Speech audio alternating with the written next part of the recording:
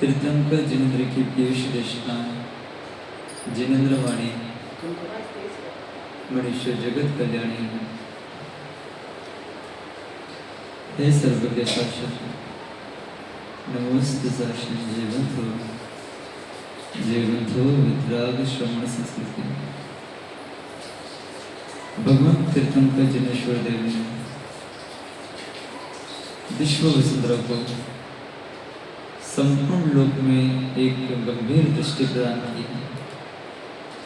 आचार्य प्रवर संभद्र स्वामी लिखते हैं अलंघ्य शक्ति भवितव्य तेयम हेतु द्वाविष्कार लिंगम अनिश्वरो संहत्य कारश्वति साधो अलंघ्य शक्ति भवितव्य तेयम जम सकते तम की रही। कोई भी कार्य करने के पूर्व कार्य का बोध होना चाहिए। कोई भी कार्य करने के पूर्व कार्य का बोध होना चाहिए। कार्य उल्लंघन तो नहीं हो रहा है। जो अनुल्लंघनीय कार्य है वही करना चाहिए और वही कार्य पूर्णता को प्राप्त होगा। जिस कार्य में उल्लंघन हो रहा है, जो कार्य करने में अतिरिक्त सीमा पार हो रही है, ऐसा कार्य करने में काफी अंतराय आएगी, काफी बाधा उत्पन्न होगी और अपूर्ण कार्य होगा। तो समनभद्र स्वामी लिखते कि जब अलंघ्य शक्ति भवितव्य तेयम भव्य जीव वो होता है जैसी जितनी वीर अंतरकर्म का क्षेम है जितना ज्ञानावनी कर्मों का चक्षु में उसका उपयोग करके अपने कार्य को पूर्ण विराम करता है। क्षयोक्षम की हिंता है, कार्य अधिक है तो अधिक कार्य के लोभ में क्षयोक्षम की दृष्टि रखना चाहिए। अधिक कार्य के लोभ में क्षयोक्षम की दृष्टि रखना चाहिए। माँ एक जीव के अंदर सामर्थ्य सिर्फ 50 रुपए कमाने की, लेकिन उसके दृष्टि में 1000 रुपए दिख रहे, लेकिन शक्ति तो सिर्फ 50 की है उसकी कमाने की। अलंघ्य शक्ति, उसकी शक्ति सिर्फ 50 रुपए कमाने की है। अगर शक्ति के अतिरिक्त कार्य करेगा उल्लंघन हो जाएगा। शक्ति के अतिरिक्त कार्य करेगा उल्लंघन हो जाएगा। जैसे आप सब ये टीचर हो, 5 मार्क का कोई भी प्रश्न आता है, चाहे कैसी भी अच्छी हैंडराइटिंग में लिखा हो, उस उत्तर को लिखने के लिए ऋषि हुए कितने भी पेज भरे हो, कितने भी सुंदर अक्षरों में लिखा हो, कितने भी आप उसके शब्दों से प्रभावित हो रहे हो, लेकिन 6 मार्क दोगे क्या? उसकी जितनी सीमा उतनी देना पड़ेगा। उसने कितना भी अच्छा प्रेजेंटेशन रखा हो, लेकिन 5 मार्क से ज्यादा आप दे ही नहीं सकते हो। अलंघ्य शक्ति भवितव्यम, इस प्रकार से समझना चाहिए। जिस प्रकार हमारे में जितनी शक्ति है, ध्यान रखना, शक्ति है, उससे कम भी करोगे तो आपका घाटा होगा। शक्ति 50 रुपए कमाने की और आप 10 रुपए कमा रहे हो परमात्मा से युक्त, तभी तुम नुकसान है आपका। और शक्ति 50 रुपए कमाने की है और दृष्टि 1000 पे जा रही है, लेकिन उल्लंघन करोगे तो भी नुकसान है। तो समन्वत स्वामी लिखते हैं कि अलंघ्य शक्ति भव्य जीवो होता है। एक निमिष मात्र का अल्प समय भी, निमिष मात्र किसको बोलते कहते हैं? निमिष मात्रा मतलब एक पलक झपकने के इतना समय। कितना समय लगता है पलक झपकने में? 1 सेकंड में भी कई सेकंड होते हैं। 1 सेकंड भी नहीं। आपको पता है 1 सेकंड में भी कई सेकंड होते हैं। 1 मिली सेकंड में असंख्यात समय होते हैं। एक समय में भी इनफाइनाइट समय होते हैं। और एक एक समय की कीमत जीव को करना चाहिए। 1 सेकंड में कितने मिली सेकंड होंगे, मिली सेकंड में भी कितने अल्प समय होंगे, उससे भी कम समय लगता है एक पलक झपकने में। 1 निमिष मात्र काल समय में भी अगर जीव ने सम्यक धारण कर लिया, 1 निमिष काल समय में भी, ऐसा जीव भी परंपरा से निर्वाण सिद्धि को प्राप्त होगा। परंपरा से, ये सम्यक की महिमा है। ओजस तेजो विद्या यशो वृद्धि, ओजस तेजो विद्या यशो वृद्धि। जो सम्यक दृष्टि होता है वो ओजवान होता है। सम्यक का अभामंडल इतना तेज है कि समन्वत स्वामी रत्नाकर श्रावकाचार्य में लिखते हैं, जिसने अपने जीवन में सम्यक धारण किया है या सम्यक का बोध हो गया है, सम्यक जीवन जी रहा है, ऐसा जीव ओजवान होगा, तेजस्वान होगा, यशवान होगा। यश कीर्ति चारों ओर फैलेगी उसकी। महाकुला महारता मानव तिल का दर्शन पुता। दर्शन पुता का मतलब है, दर्शन पुता का मतलब है सम्यक दर्शन। सबसे पहले मंदिर कौन आता है शाम के समय? आप ही आते हो? सब जगह चटाई बिछा दिया करो फर्श पे, ध्यान रखना, ठीक है? कल से सब जगह जो मंदिर खोले चटाई बिछा दो, और जो भी चटाई का आश्रय लेगा सबका पुण्य आपको मिलेगा। बेटा मार्जी करके बैठे, जीवों को देखकर बैठे, ठीक है? अब मैं भी तो पुण्य कमाऊं भैया। ओजवान, तेजवान, यशवान, महाकुला मतलब वो उच्च कुल में जन्म लेगा, उच्च कुल में जन्म लेगा। महाकुला, उच्च कुल कौन सा होता है? क्षत्रिय कुल, तीर्थंकर कुल। और ऐसा जीव मानव में शिरोमणि होगा, मानव तिल का। जिस प्रकार तिलक का लगाते मस्तिष्क पे लगाते, उसकी शोभा मस्तिष्क पे है, ध्यान रखना, सम्यक का फल ये है कि वह मानव तिलक बनेगा, लोग उसको माथे पे रखेंगे, उतना उत्कृष्ट स्थान होगा उसका। ये सम्यक की महिमा। महाकुला महारता मानव तिलक का दर्शन पुता, ये दर्शन सम्यक की महिमा है।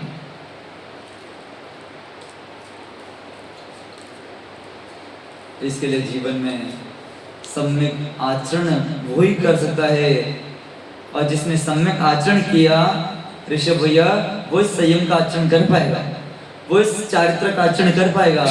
जिसके जीवन में संयम नहीं, जिसके जीवन में सम्यक नहीं, संयम बहुत दीर्घ है और संसार बहुत दीर्घ है। विचार करो ना, किसने सोचा था अम्मा अलंघ्य शक्ति भवितव्यतेयम कि कौन सा भव्य जीव क्या होनार, क्या उपादान, क्या अपनी योग्यता लेकर आएगा? किसने विचार किया था? जब विचार ये था, इतने वर्ष हो गए थे मुंबई में संयमी जीव दिखने कम मिलते थे, पशु से मनुष्य बने हुए दिखे हैं, मनुष्य मिथ्यात्व से बने हुए दिखे हैं, मिथ्यात्व से सम्यक भी दिख रहे हैं, लेकिन सम्यक से संयम में आना और संयम में चारित्र के शिखर पे चढ़ना। विचार करो, जहाँ लोग तरस रहे हमारी भूमि पे कोई संयम जीव उत्पन्न हो, विचार करो मुंबई वालों को सौभाग्य है। आचार्य गुरुदेव के आदेश अनुसार, उनके आशीर्वाद से मुंबई में 5 दीक्षा होने वाली है। विचार करो दादी, 1 दिन 5 युवाओं से मिलना और अपने आप को स्वयं निहारना। सभी वृद्धों से कह रहा हूं, 1 दिन युवाओं से मिलना और स्वयं अपने आप को निहारना। हमारी उम्र बीत गई है, लेकिन अभी तक छूट नहीं रहा है, उनकी उम्र चालू हुई है, वो छोड़ चुके हैं। हमारी उम्र बीत गई है, दांत गिर रहे, बाल श्वेत हो गए, लेकिन छूट नहीं रहा है, लेकिन उनकी तो उम्र चालू हुई है, अब वो छोड़ चुके हैं। क्या वैराग्य होगा? सम्यक ज्ञान वैराग्य शक्ति, सम्यक दर्शन, सम्यक ज्ञान, सम्यक ज्ञान ही वैराग्य शक्ति बढ़ाता है। सम्यक ज्ञान ही वैराग्य शक्ति बढ़ाता है। जिसके भीतर अभी तक वैराग्य का अंश भी नहीं जग रहा है ऋषभ भैया, वो सम्यक ज्ञानी भी नहीं हो सकता, वो सम्यक ज्ञानी भी नहीं हो सकता। कहीं ना कहीं अतिचार लग रहा है सम्यक ज्ञान का, कहीं ना कहीं संशय में पड़ा हुआ है, कहीं ना कहीं अनद्वशाय में पड़ा हुआ है, कहीं ना कहीं विपरीतता में पड़ा हुआ है, कहीं ना कहीं संदेह में पड़ा हुआ है, लेकिन अतिचार लग रहा है। जो उम्र कली जी नोट गिनने की है, वो उम्र में वो जीव पीछे कमंडल लेने वाले हैं। क्या वैराग्य बीच होगा? मुंबई की धरा में जब ये दृश्य होगा ना, 5 युवा, 5 नौजवान जब अपने तन से वस्त्रों को भी इतना भारभूत समझ के फेंकेंगे, शरीर का इतना बड़ा भार है, वस्त्र भी इतना बड़ा परिग्रह है, और फेंकेंगे तो मन में ये लज्जा आनी चाहिए, ये वस्त्र उन्होंने हमारे मुंह पे फेंका है, मुख पे फेंका है, तुम सिर्फ अनुमोदना करने आ सकते हो, करना ही चाहिए। 2 दिन जीवन में कभी नहीं छोड़ना दिलीप भैया। एक दीक्षाओं की दीक्षा देखना, अनुमोदना करना, चाहे सगे बेटे की भी शादी हो उस दिन, उस बेटे की शादी को भी त्याग कर देना, अगर उस दिन किसी संयमी की दीक्षा होने वाली है तो। इतने करने की क्षमता है तो जेनी खिलाना अपने आप को, नहीं तो इधर संसारी की शादी है और नाच जो बाराती बन के, और वैरागी की शादी होने जा रही है मुक्ति पद से, वहां कोई खड़ा नहीं है। विचार करो, रागियों की शादी में पैसे उड़ा रहे हो, और वैरागी की शादी में कौन वही पहुंच पाता है जो बनने वाला होता है। पापी लोग नहीं पहुंच पाते, पापी लोगों के पास बहाने रहते, बहाने भी रहते, ये मजबूरी आ गई, मजबूरी। ऐसा सुंदर दृश्य को देखने के लिए जी मजबूरी आ गई, तो ऊपर यमराज बोलेगा, बेटा हमारी भी मजबूरी आ गई। कर्म बोलेगा हमारी भी मजबूरी आ गई, हमारी भी मजबूरी आ गई। तेरे पास बहाने हैं जीवन में, मेरे पास उदय है, उदय में आऊंगा तब रोते रहना मजबूरी को देखकर, और वो भी कहेगा मेरी भी मजबूरी आ गई। और दूसरा काला जी समाधि, एक दिशा काल मत छोड़ना, और किसी भव्य की समाधि हो रही है तो नमोकार सुनाने चले जाना। माँ बच्चों को कह दो, अभी से संस्कार डाल दो पलक्ष को कि बेटा मेरा अंतिम श्वास आए, मेरे को हॉस्पिटल लेके मत जाना, मेरे को पानी मत देना, मेरे को नमोकार सुना देना, तो मैं समझ जाऊंगी तूने मेरा माँ होने का फर्ज निभा दिया। हॉस्पिटल मत लेके जाना, गुरु के चरणों में लेके चले जाना, बेड़ा पार हो जाएगा। जरा सा अंतिम समय हॉस्पिटल भागते, और लोग उत्तर भी क्या देते पता बबीता जी? समाज क्या बोलेगी? ये बात अंतिम समय में बेटे लोग ने सेवा नहीं की, ओहो कहाँ समाज के पीछे पड़े हो, समाज की उसकी गति बिगाड़ दोगे आप तो भैया। इलाज नहीं कराया, अरे सबसे बड़ा इलाज होने वाला उसके जीवन का, वो इलाज से क्या गारंटी ठीक होगा कि नहीं होगा? वो इलाज से क्या गारंटी ठीक होगा कि नहीं होगा? लेकिन गुरु के आशीर्वाद से बड़ा इलाज हो ही नहीं सकता। अगर ठीक भी नहीं हुआ समाधि तो हो जाएगी ना, वहां तो पैसे भी जाएंगे, समय भी जाएगा, ऑक्सीजन में तड़पते तड़पते भी चले जाएंगे। अगर आयु क्षीण हुई तो उनसे मिलो ना, नावड़िया साकिना का, पारस जी नवाड़िया, परस जी नवाड़िया, दीक्षा लीजिए। चल करो। उनके पिताजी को पूरे शरीर पे हो गया था, क्या बीमारी हो गई थी भैया? पूरे शरीर में क्या हो गया था उनको? पूरा शरीर एकदम पीला, या पीला नहीं, पोलियो नहीं, एक पूरा पैरालाइज हो गया था, और पूरा एकदम पानी भर गया था, एकदम फूल गया था शरीर। तो डॉक्टर ने बोला, और बहुत गुरु भक्ति थे। अच्छा सम्मति साहब जी के तमें से दोनों मियाँ बीवी सेवा कर रहे, बसंती जी, अब वो सेवा कर रहे। गुरु भक्ति का फल ही समाधि है। तो हुआ ये था काला जी, डॉक्टर ने बोला इनका समय पूर्ण होने वाला है। 2018 की घटना बता रहा हूँ, गांधीनगर चतुर्मास सुनील सागर महाराज का, इनका समय पूर्ण होने वाला है। जितने भी घर के सदस्य सबको बुला लो। और वो कह रहे हैं मुझे गांधीनगर लेके चलो, मुझे गांधीनगर लेके चलो। तो डॉक्टर बोल रहे हैं बहुत मुश्किल है, ऐसी अवस्था में इनका शरीर भी हिला नहीं सकते, ऑक्सीजन निकाल नहीं सकते। और वो कह रहे भीतर ही भीतर मेरे को गुरु के पास लेके जाओ। इन्होंने तो कह दिया, अपना निर्णय सुना दिया, अब मेरा निर्णय सुनो। ये तो बेटे अफसोस में चले जाओगे कि जीवन में अंतिम समय में पिता की इच्छा पूरी करके नहीं गए। ये दाग लेके कहा जाओगे, डब्बा लेके, जानते हो ना कनावड़ियों को, कार्ड लेके जाओगे कि पिता की अंतिम समय में इच्छा पूरी नहीं करके गए। करता क्या ना मरता क्या। ठीक है डॉक्टर साहब, आपकी आज्ञा स्वीकार है, पिता की इच्छा है, उनकी भी इच्छा पूरी करेंगे, लेकिन आप हमें एक एम्बुलेंस दे देना और अपने एक डॉक्टर को साथ रखना, ऑक्सीजन लगा के रखेंगे। वो एम्बुलेंस पूरी गांधीनगर तक गई साथ में।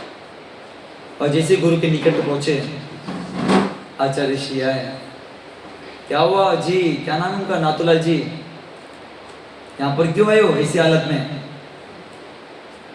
आपके चरणों में समाधि करनी पड़ गई। ऑक्सीजन से समाधि होती है क्या? देखो आप भी उतार दो। पक्का? डॉक्टर बोले मर जाओगे आप। अब मरा भी तो आपके चरण में मरूंगा। वो मरना नहीं है, वो मरना सफल है। हॉस्पिटल में मरना है संक्लिष्टता में, लेकिन गुरु के दृष्टि में मरोगे वो मरना सफल है।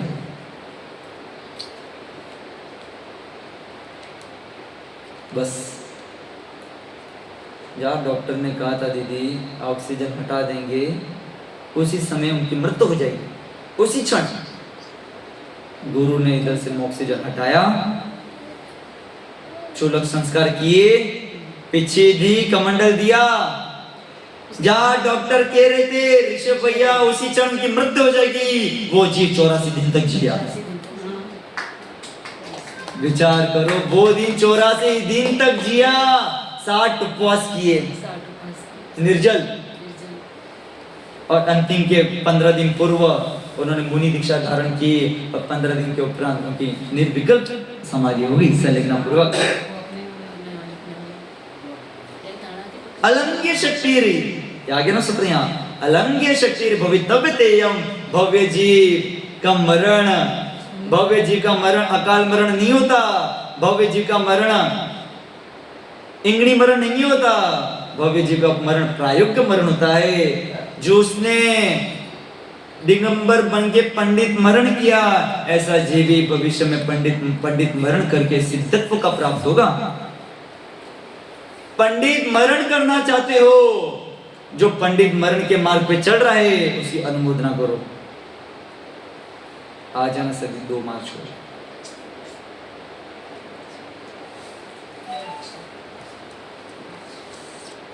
सारे लोग अनुमोदना कर रहे हैं। जब न्यूज़ कान में पता चली, मन रोमांच हो गया। अब मुंबई नहीं होगा। अब मुंबई में आपको पता है दक्षिण भारत में अकाल पड़ा था भद्रभाव चंद्रगुप्त मौर्य के काल में। तभी भद्रभाव स्वामी ने सारे अपने 12,024 शिष्यों को पृथक कर दिया था अपनी अपनी अलग अलग जगह, ताकि गुरु दूरदृष्टि है भैया उनकी। तो लेकिन चंद्रगुप्त मौर्य ने साथ नहीं छोड़ा अपने गुरु का, अंतिम श्वास तक गुरु के चरणों की सेवा की।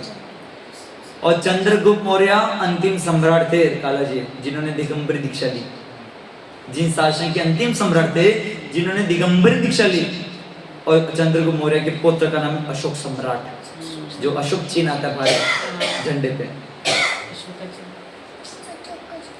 और वही चंद्रगुप्त मौर्य अंतिम शिष्य थे इनके। अगर भद्रभाव स्वामी के 24,000 शिष्य है तो सबसे अंतिम शिष्य में किसका नाम आया? अब 24,000 का नाम बताओ, नहीं पता किसी को। लेकिन चंद्रगुप्त अंतिम होने के बाद भी उनका नाम सबके मुंह पे क्यों है? क्योंकि गुरु भक्ति, समर्पण था। जहां सारे लोग बीमारी के डर से इधर उधर चले गए, गुरु के आदेश में सब भली। लेकिन चंद्रगुप्त मौर्य बोलते, हे स्वामी जाऊंगा भी तो आपके चरणों में जाऊंगा, भली मेरी किशोर अवस्था है, लेकिन हम आपको इसी अवस्था में छोड़ के नहीं जा सकते, आप बलि विरोध हो चुके हो।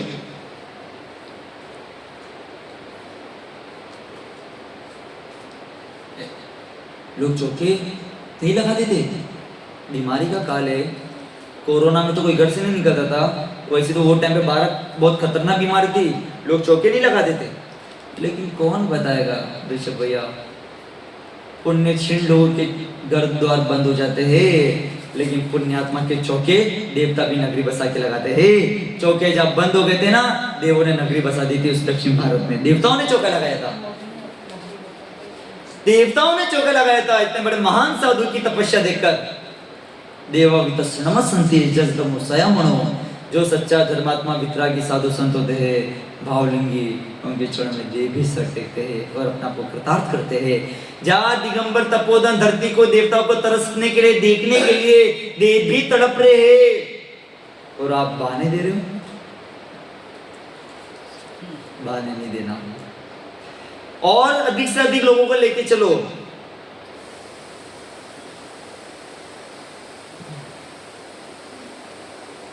कौन सा भजन है संयम का? रागियों का भजन तो बहुत आता है। संयम की राह पे, और संयम की राह फिल्मी सॉन्ग का ये समझो, ये समझ भजन याद रखा कभी। आजकल बहुत सारे कालेज मिथ्या भजन चालू हो गए, और मिथ्या भजन जैन लोग कर रहे हैं। और एक तो हम सम्यक की बात कर रहे हैं, तत्वा श्रद्धानम की बात कर रहे हैं, और ऊपर से तुम आगम के विपरीत भजन गा के आगम के विपरीत भजन गा के तुम सर्वनाश कर रहे हो। कौन सा भजन कर रहे थे? कलाक्षील रस। भगवान आएंगे, राम आएंगे, महावीर आएंगे, आएंगे।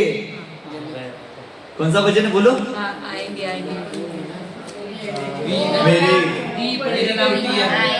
मेरी खिड़की के द्वार कुटिया के द्वार खोले जाएंगे, महावीर आएंगे, राम आएंगे। अरे जो चले गए वो आते नहीं, जो चले गए वो आते नहीं। आ गए तो महावीर नहीं हो सकते, आ गए तो राम नहीं हो सकते, आ गए तो मैं नमस्कार नहीं कर सकता। मैं असमर्थ हूं, आने वालों का नमस्कार नहीं करता। आने वालों को नमस्कार नहीं कर सकता जो बन चुके हैं। विचार करो, नहीं, भजन भी सम्यक होना चाहिए। मेरी आपकी कृपा से सबक नाम हो रहा है, सब काम हो रहा है। ओह बताओ, मेरी आपकी ये भक्ति की भाषा अच्छी है, लेकिन भक्ति की भाषा अतिरेक मत करना, नहीं तो आगम का विरोध हो जाएगा, विरोधाभास। मेरी कौन सा भजन है? मेरी आपकी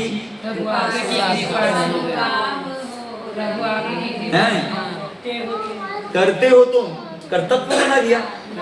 भगवान कर रहे और नाम हमारा हो रहा है। वाह भैया, तो एक काम करना, शादी कर लेना, भगवान बच्चे करा देंगे, नाम तुम्हारा हो जाएगा।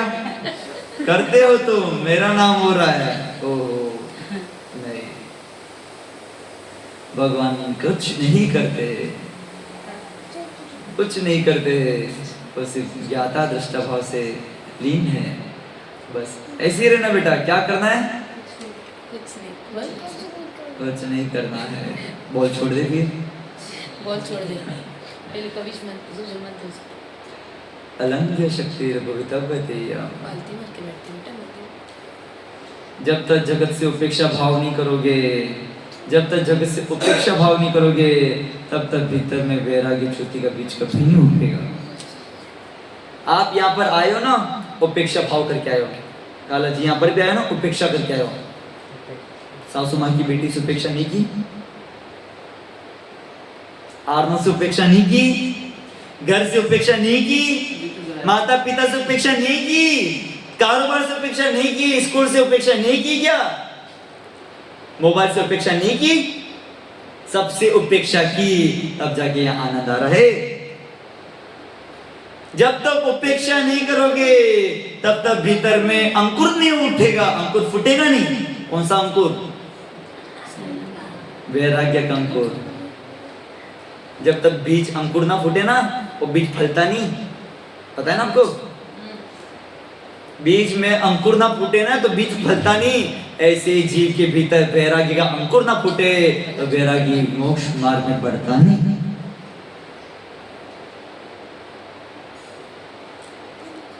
आप लोग नदी में तैरना आता है बेटा? देखो, किसको किसको तैरना आता है? तेरे तैरना आता है? किसी को तैरना नहीं आता? भैया को आता है, उनको आता है। गाँव में तैरना, गाँव में रहते उन लोग को आता है, आता है तैरना। अभी सुनो माँ, तैरना आता है थोड़ा थोड़ा। अब तैरने से पहले ना एक काम करना, अपने ऊपर है ना गादी बांध के तैरना। गादी बांधना, कपास, शुद्ध कपास की, शुद्ध रुई की गादी बांधना, या फिर पत्थर मारना और तैरना। क्या करोगे? तब तेरा तुम्हारा तैरना गुण किधर चला गया? पानी में। वजन क्योंकि नीचे गिर जाए। बस वजन के प्रभाव से तुम डूब जाओगे बेटा। यही तुम्हें वैराग्य क्यों नहीं आ रहा पता है? तुम मोह रूपी गादी पे बोट ओढ़ के बैठे हो, मोह रूपी गादी को तुम ओढ़ के बैठे हो, इसके लिए वैराग्य अंकुरित नहीं हो रहा है, तुम डूब रहे हो। श्री भैया, तुम डूब रहे हो, दलदल में डूब रहे हो, क्योंकि मोह रूपी गादी में तुम पकड़ के बैठे हो। मोह रूपी पत्थर को आप बांध के बैठे हो। कितना भी तैरना आ जाए, लेकिन तुम डूबोगे नियम से। अगर डूबने से बचना है माँ तो डूबने से बचना है तो अपने को हल्का करना पड़ेगा। डूबने से बचना है तो स्वयं को हल्का करना पड़ेगा। ऐसे अनंत सुख को चाहना है तो मोहरूपी कर्म को छोड़ने का भाव करना ही पड़ेगा। वैराग्य का बीज अंकुरित करना ही पड़ेगा। ध्यान रखना, आपको ऐसा लगता होगा कि वितराग मार्ग बहुत कठिन है। ये तो काला जी से पूछो, उनके तो माता पिता दोनों बने। कठिन होता तो बनवाते क्या? कठिन उनके लिए, असमर्थ लोगों के लिए। सही होता है ऋषभ? कठिन उनके लिए, असमर्थों के लिए। तो कुछ नहीं कर सकते, सिर्फ ये विचार करके बैठे कठिन है, कठिन है, कठिन है। अरे तुम घर से क्यों निकल रहे हो फिर? जिनको फोबिया हो जाता है ना, फोबिया, किसी किसी को मोक्ष मार्ग का भी फोबिया हो जाता है।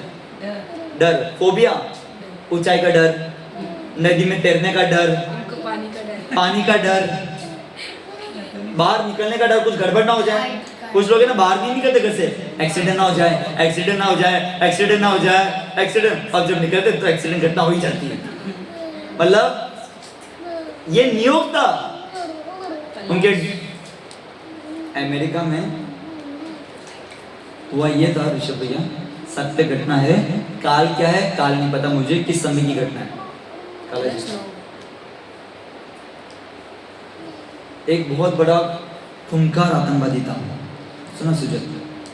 बहुत बड़ा खूंखार टेररिस्ट, अमेरिका की घटना, तीर्थ, और उसकी फांसी की सजा अनाउंसमेंट हो चुकी है।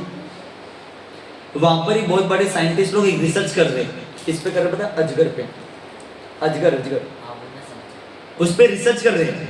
उसके बहुत जहर को निकाल रहे, दांतों को देख रहे, बहुत सारी चीजों को रिसर्च कर रहे हैं। अभी उन्होंने सोचा इसका एक्सपेरिमेंट किस पे किया जाए, अजगर के जहर का एक्सपेरिमेंट किस पे किया जाए, उसके दांतों का। तो बाद में उन्होंने न्यूज में देखा तो किस पे करना आसान रहेगा। बाद में पड़ा एक बहुत बड़ा खूंखार आतंकवादी है, अगले 1-2 दिन में उसकी मृत्यु होने वाली है, वैसे फांसी की सजा से मरने वाला, चाहे उससे हो इससे हो, साथ अजगर से कटवा के मरो, ऐसे मरो, मरेगा तो मरेगा। तो उन्होंने जेलर साहब से रिक्वेस्ट की, जेलर साहब ने ठीक है, कोई बात नहीं, सत्य घटना है। और जेलर ने बोल दिया, पहले ये बोला तुम्हारी फांसी की सजा भी नहीं है। आनंद उत्पन्न हो गया, फांसी की सजा नहीं है। सोचो, एक समय का आनंद भी इंसान को कितनी खुशी देता है। अगले समय का दुख भूल जाता है वो, एक समय का आनंद। अगर कोई गिर रहा है ना, दिलीप भैया सिर्फ उनको सिर्फ इतना कह दो, टेंशन मत, मैं हूं। सिर्फ इतना कहने से उसके अंदर 5 किलो खून बढ़ जाता है। भले बाद में साथ मत देना, लेकिन खून तो बढ़ गया ना, उनका जोश बढ़ गया ना। बस ये एक समय का जोश आपने दे दिया ना, आपको नहीं पता वो क्या कर जाएगा। मेंढक होता है ना, मेंढक कितना भी नीचे जमीन में दबा दो वो मरेगा नहीं, लेकिन जैसे ही जामन में गिरेगा मर जाएगा, दही में गिरते ही मर जाता है मेंढक। विज्ञान कहता है मेंढक को कितना भी जमीन के नीचे दबाओ वो नहीं मरेगा, लेकिन जैसे दही में छोड़ दो मर जाएगा। तो 2 मेंढक दही में गिर गए थे, 2 मेंढक दही में गिर गए, और एक मेंढक ने सोचा गिरने से मरना तो है ही, और मेरा मरने वाला समय नजदीक आ गया। अब दूसरे ने सोचा जब तक श्वास चढ़ रही है कोशिश करो ऊपर उठने की। एक ने ये विचार किया गिरने से मरना तो होगा ही, उसने अपनी हत्या हो गया वो। और अन्य ने ये सोचा जब तक श्वास चढ़ रही है हाथ पे हिलाओ, कोशिश करो, अब तो पार हो गया तुम। एक ने डर से कुछ नहीं किया, एक ने हौसला उम्मीद से हाथ पे हिलाया और कटोरी से बाहर निकल गया, और जीवित बच गया, और एक को मरण को प्राप्त हो गया। कितने भी नीचे गिर जाओ बेटा, लेकिन कोशिश करना मत छोड़ना। अंतिम श्वास की भी कोशिश कल्याण कर जाएगी, अंतिम श्वास की भी कोशिश जीव का कल्याण कर जाएगी, लेकिन कोशिश करना तो होगा नहीं। पहले ये विचार कर लोगे मरना तो ही, मरना तो ही, अरे तुम्हारा मरना तो ही, जन्म हुआ है शाश्वत के लिए। आप लोगों का जन्म हुआ है मरने के लिए हुआ है कि जन्म, बोलो काला जी, मरने की, आपका जन्म हुआ मरने के लिए हुआ है कि किसके लिए हुआ? मरने की। चले जाओगे किसी भो में, लेकिन अभी जो जन्म हुआ उसमें जन्मने के लिए हुआ है कि मरने के लिए हुआ? मतलब मरोगे नहीं, शरीर तो मरेगा ना, बहुत बढ़िया। लेकिन मरता नहीं है तो एक काम करना, शरीर जब मरेगा ना घर वालों को बोलना सजा के रखना, औदारिक शरीर को बोलना घर पे एकदम सजा के रखना, फ्रिज के अंदर डाल के। मरता नहीं है वो भाई, फ्रिज में तो बासी सब्जी भी रखो तो फ्रेश रहती है। हाँ बेटा खाए नहीं शरीर का मरता नहीं है, सही बात है।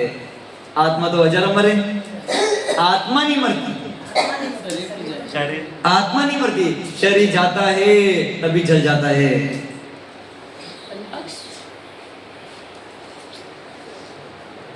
कोशिश मत छोड़ना, अलंघ्य शक्ति भवितव्य है। तो हुआ ये, तो वहां सूचना पहुंचा दी किसको? जेलर ने खूंखार आतंकवादी को, कि एक समय पहले आनंद आ गया, रुको ज्यादा फूलो मत,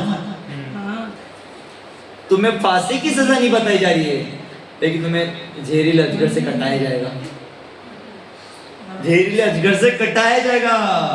फुट फुट के रोने लग गया अगले पल, एक पल के लिए आनंद आ रहा था, अगले पल के आर्त ध्यान द्रोद्र ध्यान में चला गया जी। लेकिन उस क्षण आ गया, सुजल उपयोग को मत भटका, वो क्षण आ गया, वो क्षण आ गया। कौन सा क्षण? अजगर से कटवाने का, और उसके आंखों में पट्टी बांधी। डॉक्टर एंटर किए कक्ष में, जैसे जैसे नजदीक आ रहे हैं उसकी बेचैनी बढ़ रही है, उसके पसीने बढ़ रहे हैं, उसका डर बढ़ रहा है, उसकी बेताबी बढ़ रही है, और मन में क्या विकल्प चल रहा है? अभी मरने वाला हूँ, अभी कटेगा, अभी मारना हूँ, अभी जहर आएगा, अभी कटेगा, अभी अजगर काटेगा, अभी मरूंगा, अभी मरूंगा। डॉक्टर ने जहर से नहीं कटवाया, 2 सुई ली और उसी गले में डाल दी, 2 सुई ली और उसी गले में चुबो दी, तत्क्षण उसकी मृत्यु हो गई, तत्क्षण उसकी मृत्यु हो गई। आश्चर्य की बात था भाई, जब पोस्टमार्टम किया ना, उसके अंदर अजगर का जहर मिला। अजगर कटा नहीं है, काटा नहीं है, फिर भी अजगर का जहर पाया है। उसके डर ने उसके अंदर अजगर का जहर उत्पन्न कर दिया, उसके भय ने, उसके शरीर के हार्मोन्स ने, उसके डर ने, उसके सारे शरीर के भीतर जो भी डर था, विचार थे, विकल्प था, बेचैनी थी, सारी चीजों ने एक जहर उत्पन्न कर दिया।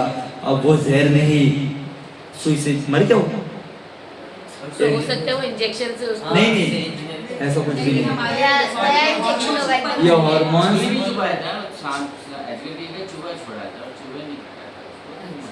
सुनो, लेकिन उसकी मृत्यु हो गई। विचार करो, एक सुई से किसी मृत्यु हो सकती क्या? नहीं, लेकिन डर की मृत्यु हो सकती है। इंसान मरता वो अपने डर से मरता है। विचार करो, इतना खतरनाक डर होता है, इतना खतरनाक डर। सांप का जहर जितना खतरनाक नहीं होता काला जी, उतना इंसान का डर खतरनाक होता है।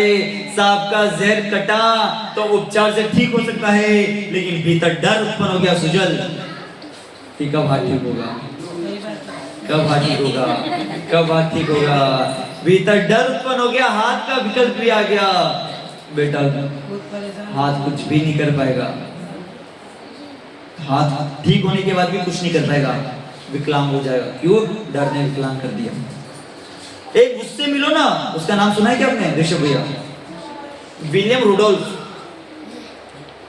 एक लेडी है, आप सब टीचर तो जानते होंगे। विलियम रुडोल्फ ट्रेन में सफर कर रही थी, ट्रेन से धक्का दी गया उसको। क्या होगा भैया इसको? इसको कौन सा धक्का लग गया? कौन गिरा?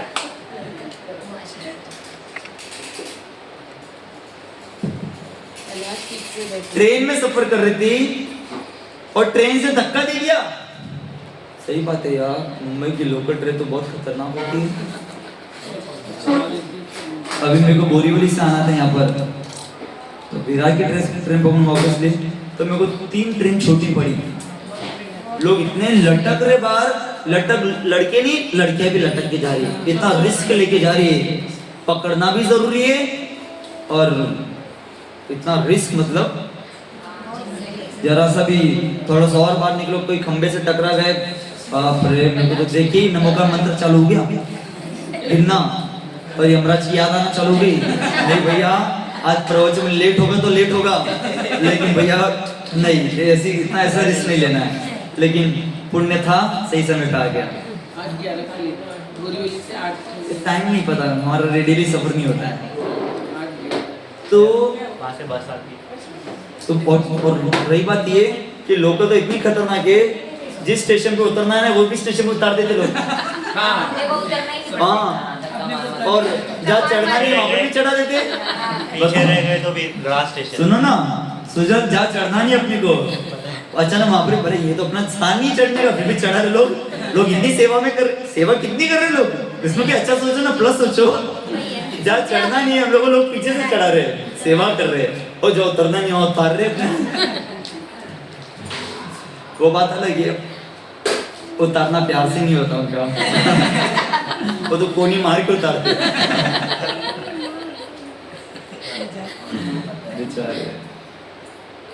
और डर ये मेरे मन आ गया था कि वीरम रूडोक मन में आ गई थी। अब बेचारी लेडीज को धक्का दे दिया,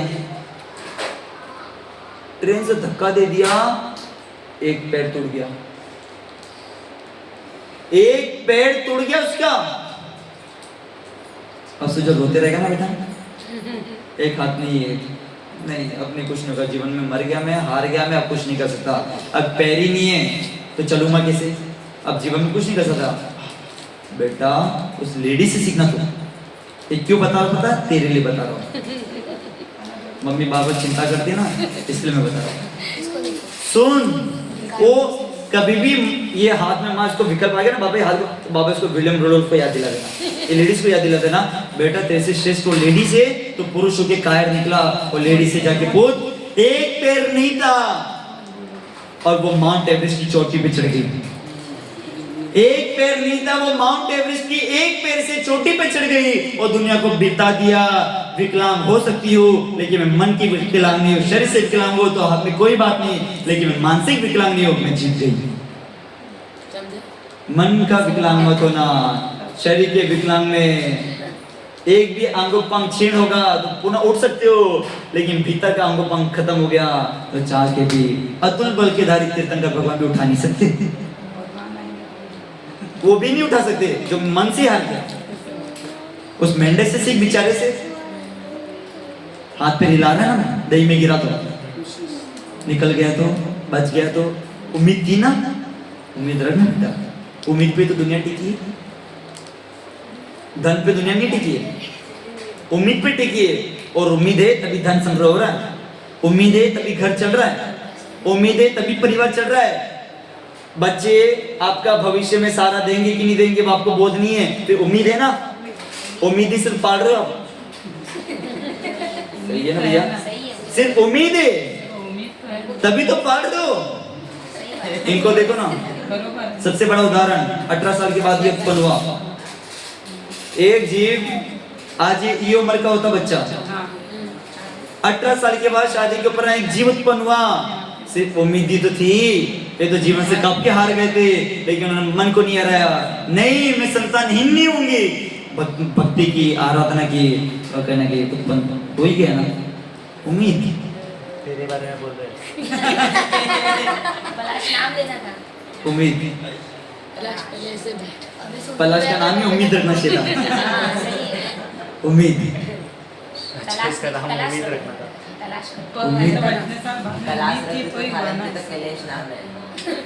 उम्मीद से जगत टिका हुआ है, लेकिन ऋषभ भैया मोक्ष मार्ग में उम्मीद नहीं चलती। संसार उम्मीद पे टिका हुआ है, लेकिन मोक्ष मार्ग उम्मीद पे नहीं चलता है। वो मोक्ष मार्ग कठोरता का मार्ग है, अपेक्षाओं का मार्ग नहीं, उपेक्षा का मार्ग है, माध्यस्थ मार्ग है, संसार से दूर जाने का मार्ग है मोक्ष मार्ग। बहिरंग दृष्टि को गौण करके अंतरंग दृष्टि को निहारने का मार्ग है। निश्चय को निहारोगे, व्यवहार को ध्यान में रखे तो बेड़ा पार होगा। शरीर को देखो, भीतर आत्मा को भी देखो तो कल्याण होगा। सिर्फ शरीर को देख रहे हो, इतना पसीना आ गया, कैसे बाल बने, क्या कपड़ा पहन दिया, मतलब शरीर के साथ शरीर के ऊपर वाले वस्त्रों को भी देख रहे हो। लेकिन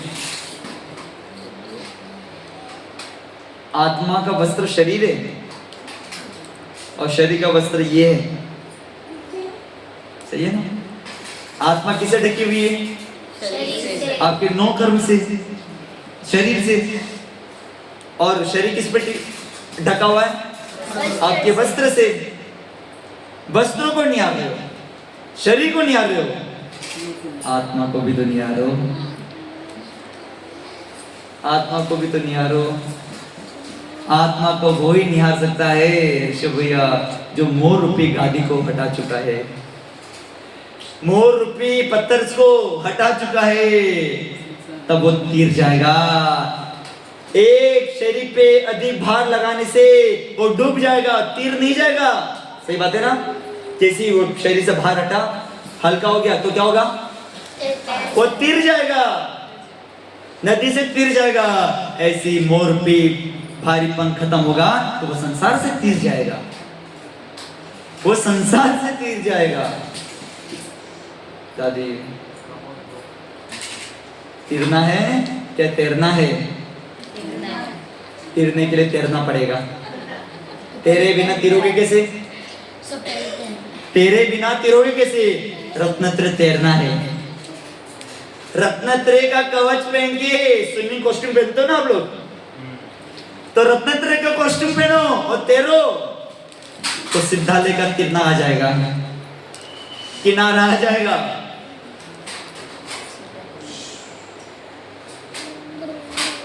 लेकिन कंचन दीदी आप जिनालय आ रहे हो ना, अवश्य एक दिन सिद्धालय जाओगे।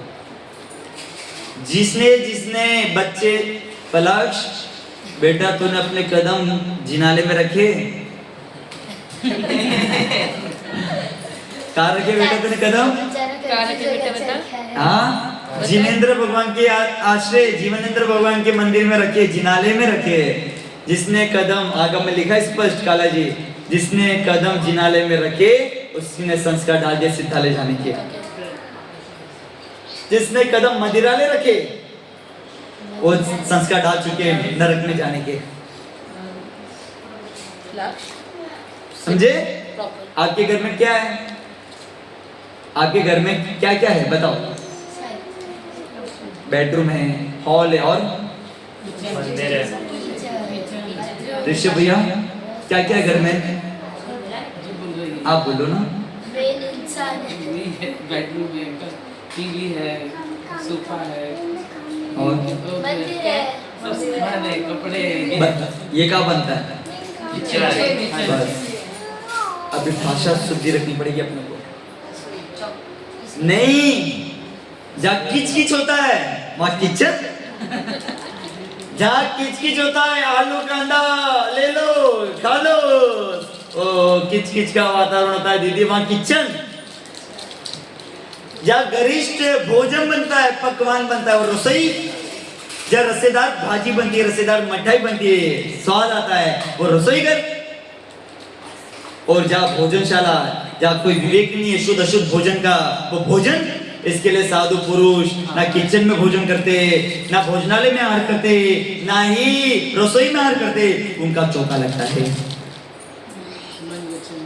समझे? चौका इसके लिए लगता है क्योंकि द्रव्य शुद्धि, क्षेत्र शुद्धि, काल शुद्धि, भाव शुद्धि, 4 प्रकार की शुद्धि दी आगम में। जहाँ 4 प्रकार की शुद्धि होती है वो चौका है।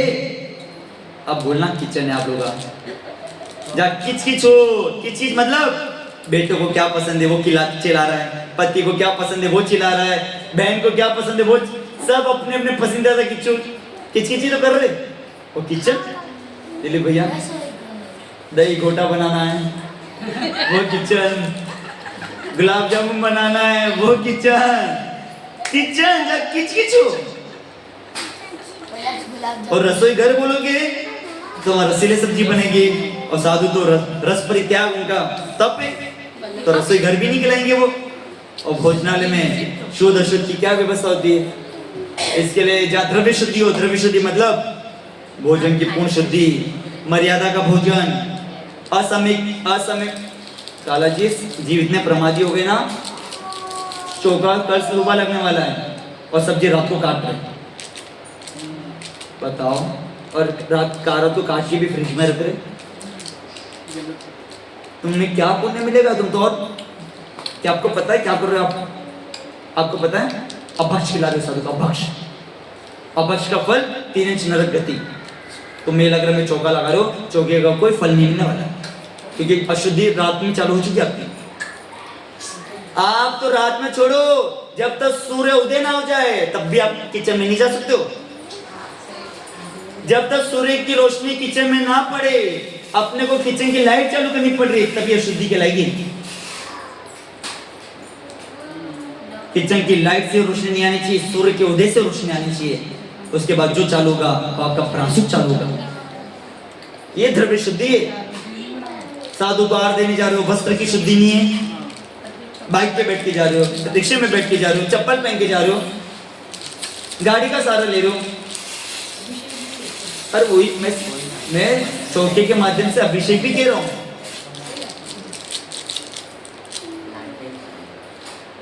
द्रव्य शुद्धि नहीं है तो कहां से आएगी विशुद्धि? और जब विशुद्धि नहीं है तो कहां से आएगी परम शुद्धि? आप लोग क्या कर रहे हो पता है? कुभोग भूमि की तैयारी कर रहे हो। आप लोग के भाव अच्छे, चौका लगने वाला है, साधु को आहार करेंगे, लेकिन अशुद्धि में आहार कराओगे तो कुभोग भूमि के पात्र बनोगे। और कुभोग भूमि का मनुष्य कैसा होता पता है? आधा 3 इंच, आधा मनुष्य, आधा नर रहता है, आधा नर रहता है, आधा पशु रहता है। कैसा लगेगा माँ? शरीर छिपकली का, पैर इंसान के। एक कुभोग भूमि का फल है। 96 को भूमि होती है, 96 कुभोग भूमि होती है, ये पूरे समुद्र में फैली हुई है। भैया आजकल ऐसे सब बोलते हैं पंचम काल है, पंचम ऐसे करके लोग देखना वो छुपाते हैं, मतलब जो रियलिटी है बस ये बोल के अपने पीछे छुपाते हैं। रियलिटी में बता रहा हूँ ना, पंचम काल है, अब रियलिटी में बता रहा हूँ ना, हाँ नहीं सही बात है, ये तो हकीकत है। बस ये आगम प्रमाण है, हकीकत नहीं आगम प्रमाण। करो सबकी, करो आगम की, किसी की करो मत, सुनो मत, आगम की सुनोगे, आगम में जियोगे तब बेड़ा पार होगा। लोग पंचम काल बोलने वाले विनाश को प्राप्त होते, कष्ट को प्राप्त होते, उनकी मत सुनो, अब आगम की सुनो, या जो आगम का ज्ञाता है उनसे पूछो। आपने आगम का अध्ययन नहीं किया है, जो आगम का ज्ञाता है उनसे पूछो ना, आपको निर्णय पता चल जाएगा। लेकिन किसी लोगों की मत सुनो, ये तो लोग तो वही आपको अंधेरे में लेके जाने वाले। शॉर्टकट भी ढूंढते हैं। शॉर्टकट ऑलवेज लाइक हलकट। शॉर्टकट सुन ले। द्रव्य शुद्धि, क्षेत्र की शुद्धि होनी चाहिए, क्षेत्र की शुद्धि होनी चाहिए।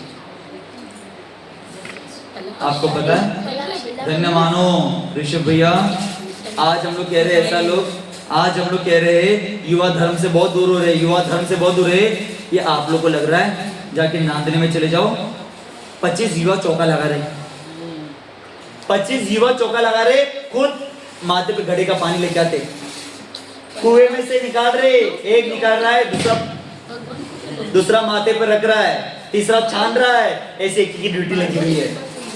आपको लग रहा है कि बेटे लोग धर्म से दूर हो रहे, उन बेटों को देखो, आपको लगेगा भरत चक्रवर्ती का स्वप्न साकार दिखा हुआ दिख रहा है।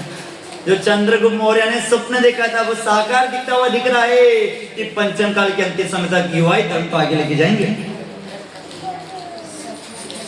विचार करो, वो बात सत्य। एक स्वप्न और था चंद्रगुप्त मौर्य का, ऋषभ भैया, 16 स्वप्न में एक स्वप्न और था कि हाथी के ऊपर बंदर बैठा हुआ, इसका मतलब है कि नीच कुल वाले लोग ही राज करेंगे, नीच कुल वाले लोग ही राज करेंगे। ये पंचम काल का बहुत बड़ा अशुभ संकेत है।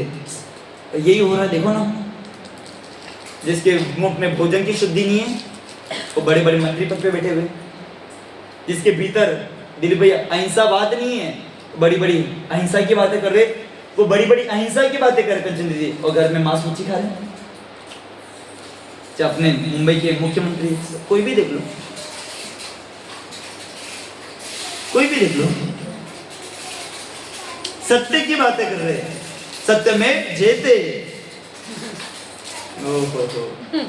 हाँ, सत्य की बातें कर रहे हो, बातें करते रह जाओगे, करते रह जाओगे, करते रह जाओगे, लेकिन बातें खत्म नहीं होने वाली। क्षेत्र शुद्धि, क्षेत्र की शुद्धि भी जरूरी है। क्षेत्र की शुद्धि माँ, जिस भवन में चौका लग रहा है साधु पुरुष का, साधु महात्मा का, वहां अंधेरा नहीं होना चाहिए। किचन में भी अंधेरा नहीं होना चाहिए। साधु जब एंटर करते ना मुद्रा लेके, सबसे पहले किचन देखते, अंधेरे में भोजन बनाया है तो वो वापस निकल जाएंगे। क्षेत्र शुद्धि नहीं है। चंदोबा होना चाहिए, चंदोबा भी होना चाहिए बस। अरे और अपने को तो इतना विवेक होना चाहिए कि उनके प्रवेश करने के पूर्व ही मेन स्विच ऑफ रखना चाहिए। गलती से लाइट चालू हो गई, अंतराय हो जाएगी। गलती से पंखा चालू हो गया, अंतराय क्यों कर रहे पता है? एक इंद्रिय जी का, हम मुंह में अनाप शनाप खा रहे तो एक इंद्रिय जी की हिंसा का वो अंतराय कर रहे कि मेरे निमित्त से एक इंद्रिय अग्नि का मर गई, एक इंद्रिय वायु के पंखे के माध्यम से चली गई। अंतराय आगम में ऐशना समिति का 46 दोष आए कि नहीं आए? 32 अंतराय आए कि नहीं आए? 16 उत्पाद दोष, 16 उपादान दोष और 8 मल दोष।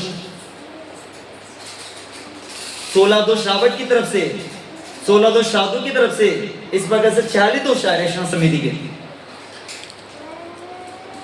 एक एक दोषों को ध्यान में रख के साधु वार करते हैं, अंतराय को टाल के हार करते हैं। विचार करो ना, ये साधु भगवंत होते हैं।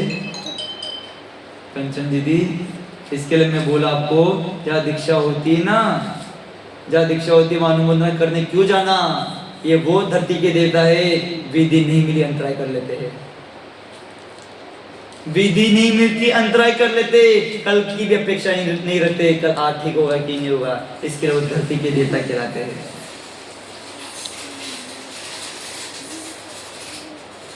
समझ गया सुजन? रोने से कुछ नहीं मिलेगा, उम्मीद रख, सिर्फ उम्मीद। काल शुद्धि, काल शुद्धि भी तो बहुत जरूरी है भैया। किस काल में क्या करना चाहिए, किस काल में क्या करना चाहिए?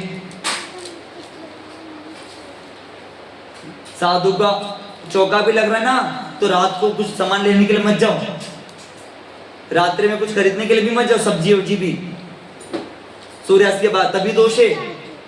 काल शुद्धि नहीं है, खरीद भी नहीं सकते अंधेरे में, काल शुद्धि नहीं है।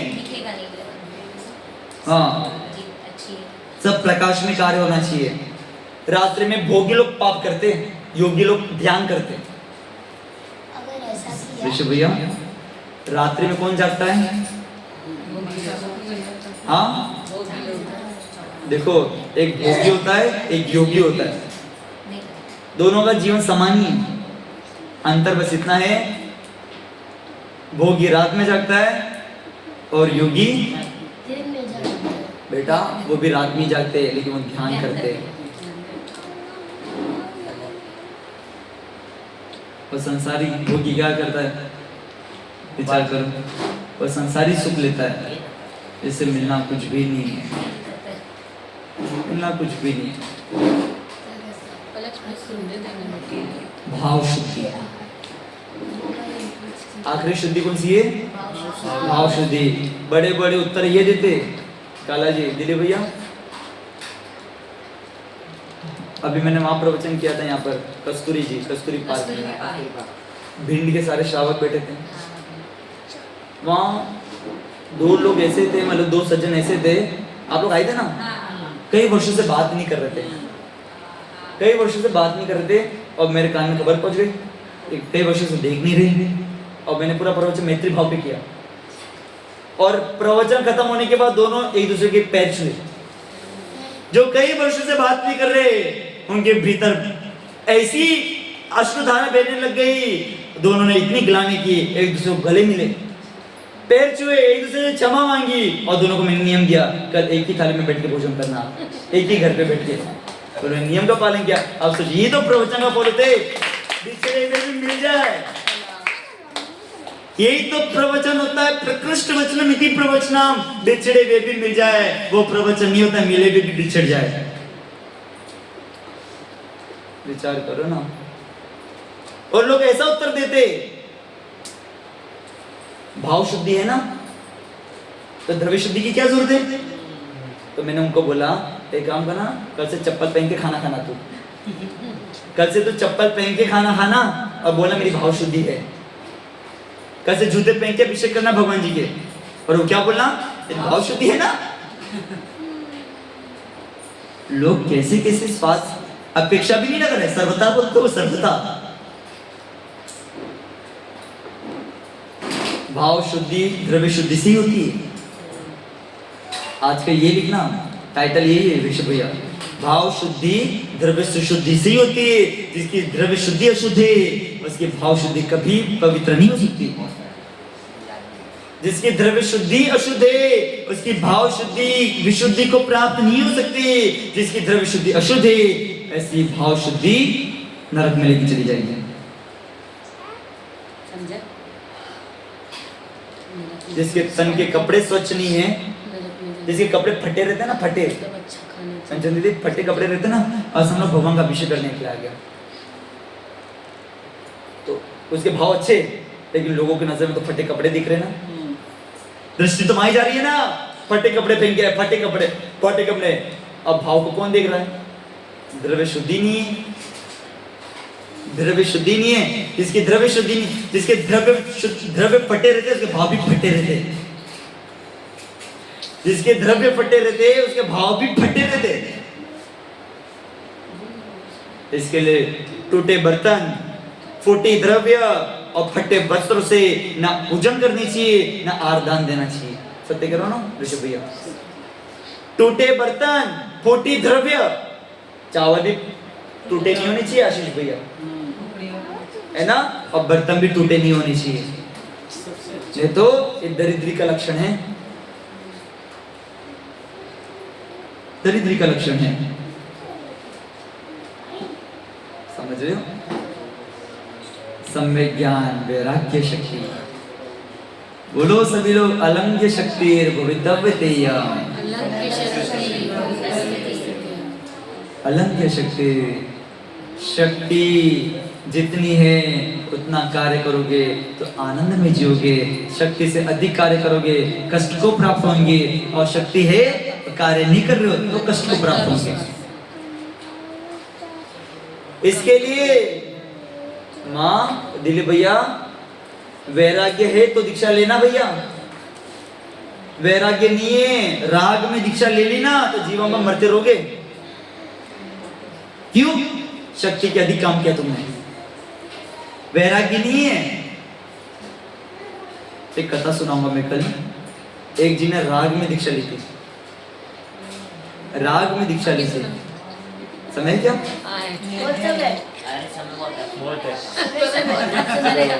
आप तीर्थ ने बोला बहुत समय भैया, बच्चा 10 मिनट भी एक समय नहीं बैठ सकता तो घंटे घंटे बैठ रहा भैया। अब तो सामने बैठ, इधर बैठ दे, माइक तो क्या हो गया भैया आज? नहीं ठीक है।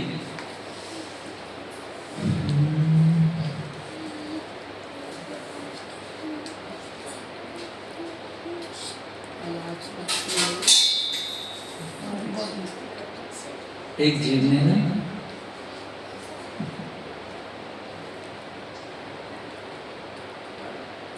भोजन के राग में दीक्षा ली, खाने को इसको मिलता नहीं था, जब देखा तो साधु संतों को तो 56 भोग मिलता है, बड़े बड़े पकवान रखते हैं, गरिष्ठ भोजन। ये हम लोग इधर तो एक समय की मिठाई नहीं मिलती, हम भी सोचते थे छोटे थे तो। है ना? देखो हर कोई सोचता है, इधर तो एक समय की मिठाई नहीं मिलती। हाँ, और महात्माओं को देखो 56 प्रकार के अलग अलग पकवान, मिष्ठान, मिठाई। इधर तो हम भीख मांग रहे तो कोई नहीं दे रहा है, उधर तो लोग सामने से बुला रहे अवतर अवतर अवतर। और ये घी में हो क्या बनता रहा है, है? सब घी में बनता है।